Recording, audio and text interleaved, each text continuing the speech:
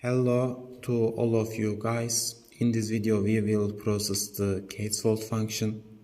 If you want, we can start to casefold function. First, we start with the definition casefold function. Okay. Casefold function returns to small letter the big letter and hasn't parameters. Then Ahmed expression appointed to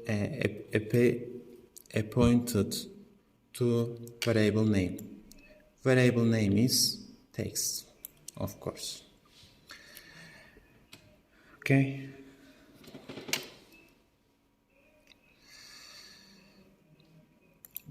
Then text is casefolded, and in the text returns returns to big letter the small letter. So big E returns small e. Okay. Okay. Yes. Text value in the Turkish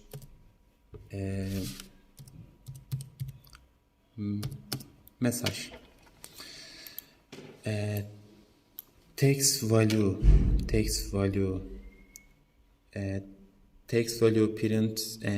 print to screen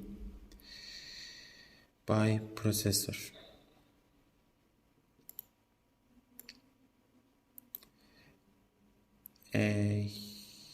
Here